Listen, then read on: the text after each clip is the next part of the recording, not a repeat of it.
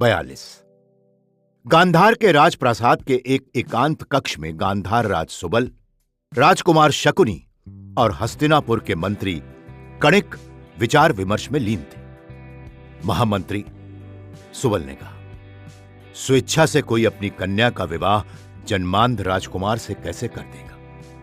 मैं तो यह समझ ही नहीं पा रहा कि आप ऐसा अकल्पनीय प्रस्ताव लेकर कैसे आए। आपने पांडु के साथ विवाह की बात कही होती तो मैं सोचता कि आपने हमें किसी सम्मान योग्य समझा, पर आप तो कणिक तनिक भी हतप्रभ नहीं हुआ। उसके चेहरे पर न विरोध के भाव उपजे न उदासीनता के। लगता था जैसे या तो उसने सुबल की बात सुनी ही ना हो या वो उसे अपने अनुकूल ही लगी। गांधार राज, कणिक का स्वर अत्यंत शांत था।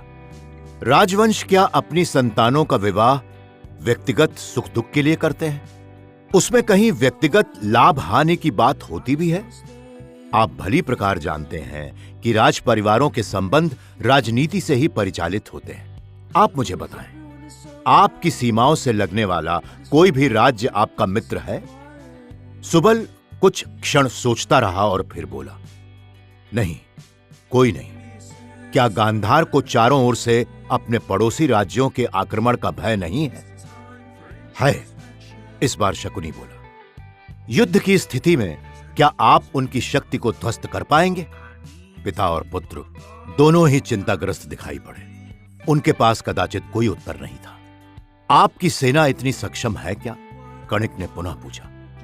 नहीं, सुबल ने धीरे से स्वीकार किया। क्यों?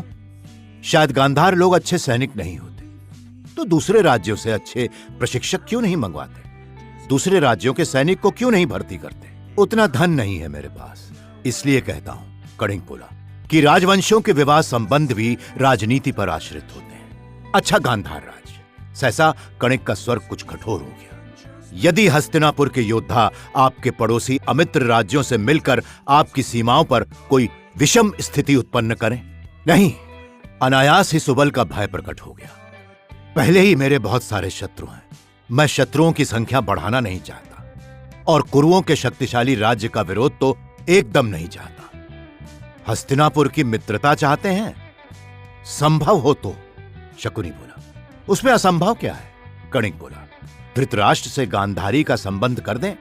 और कणिक का स्वर किसी विशाल नद के समान प्रवाहित हो चला। आप चारों ओर से शत्रुओं से घिरे हैं। हस्तिनापुर उस वृत्त से बाहर है और आपके शत्रुओं की पीठ पर है। जिस दिन आपके शत्रु गंधार की ओर चलेंगे, उसी दिन हस्तिनापुर की सेनाएं उनकी राजधानियों की ओर प्रयाण करेंगी। हम आपको सैनिक देंगे, सैनिक प्रशिक्षण देंगे और अधिक सैनिकों, शस्त्रास्त्रों तथा अश्वों एवं रथों के लिए धन प्रबंध कर देंगे। मैं इतना सुख पाऊं और मेरी पुत्री वहां जन्मांध पति को पाकर सिर धुन धुन कर मर जाए?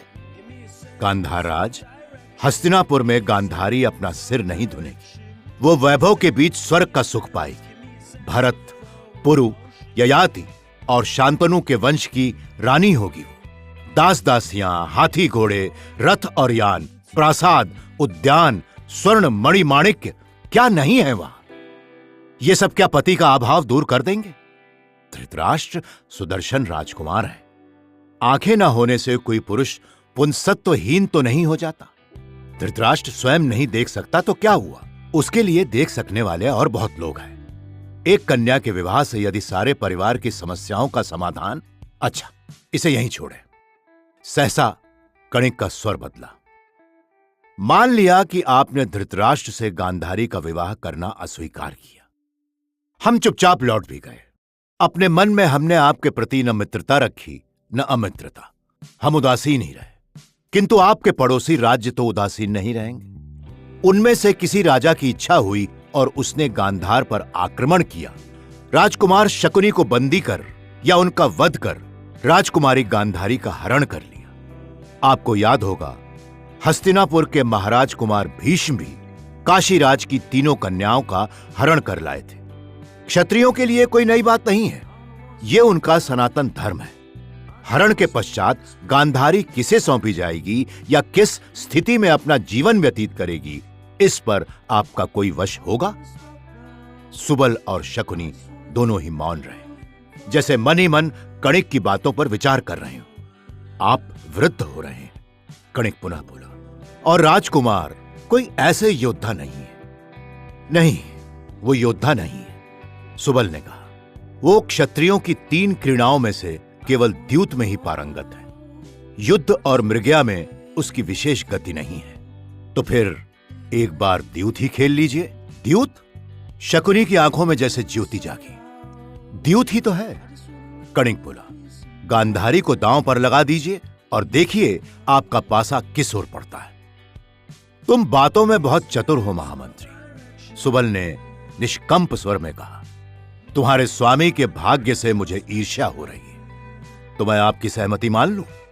इस त्वरित गति से मैं तुम्हारे साथ नहीं चल पाऊंगा, सुबल बोला। बूढ़ा हूं, थक जाऊंगा। वैसे भी हमारे इस पर्वतीय प्रदेश में बहुत गति से नहीं भागा जाता। तो 2-1 दिन प्रतीक्षा करो, मुझे कुछ सोच लेने दो। जैसी महाराज की इच्छा। कणिक उठकर खड़ा हो गया। संध्या समय सुबल ने कणिक को राजप्रासाद में बुलाया। आपने क्या निर्णय किया महाराज? कणिक ने प्रणाम कर पूछा। एक छोटे से राज्य के अधिपति का अपना क्या निर्णय हो सकता है महामंत्री? सुबल के स्वर में तनिक भी उल्लास नहीं था। हमें तो यह निर्णय करना है कि हमें किस चक्रवर्ती का चाकर होना है। महाराज इतने दीन क्यों हैं? शिष्टाचार छोड़ो महामंत्री। प्रातः की तुम्हारी बातों ने मुझे सत्य का साक्षात्कार करा दिया है, सुबल ने कहा।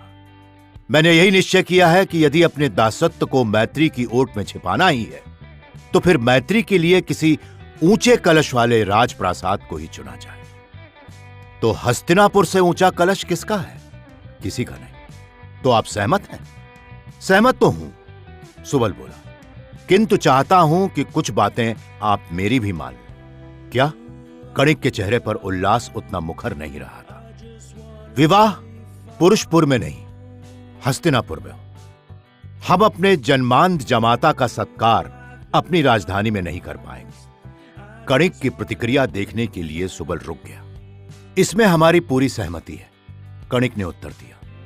राजकुमार धृतराष्ट्र के लिए पुरुषपुर तक की यात्रा सुविधाजनक नहीं है। ठीक है, सुबल बोला। गांधारी के साथ साथ शकुनी भी हस्तिनापुर जाएगा। वो हस्तिनापुर में ही रहेगा, कौरव राजसभा के सम्मानित सदस्य के रूप में। कोई ये ना कहे कि गांधार राज ने भीष्म के पराक्रम से त्रस्त होकर अपनी कन्या एक जन्मांध को अर्पित कर दी। मेरी इच्छा है कि सारा राज समाज ये देखे कि गांधार राज कुरु साम्राज्य का सम्मानित समधी है। गांधार राज का राजकुमार हस्तिनापुर के शासन तंत्र का महत्वपूर्ण उपकरण है। कणिक के मन में चिंता जागी। राजनीति के द्यूत में वो सबल होकर भी कहीं इस धूर्त सुबल से मार न खा जाए।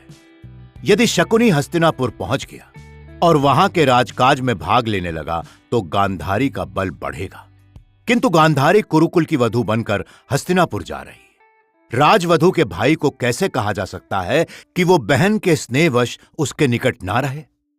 और यदि कणिक इस प्रस्ताव को अस्वीकार भी कर दे और यह संबंध हो जाए, गांधारी ज्येष्ठ राजकुमार की रानी होगी। कुरुकुल में उसका अधिकार अधिक होगा या मंत्री कणिक का? राजकुल के संबंधों में रानी का ही महत्व अधिक होगा। और तब यदि रानी ने अपने भाई को सस्नेह हस्तिनापुर बुलाकर उसे ससम्मान वहां ठहरा लिया तो कणिक क्या करेगा? संबंधियों का व्यवहार तो उनके स्नेह संबंधों पर निर्भर करता है गांधार राज, उसमें प्रतिबंधों का क्या काम? तो ठीक है, गांधार राज बोला। गांधारी और शकुनी पहले शुभ मुहूर्त में हस्तिनापुर के लिए प्रस्थान करेंगे।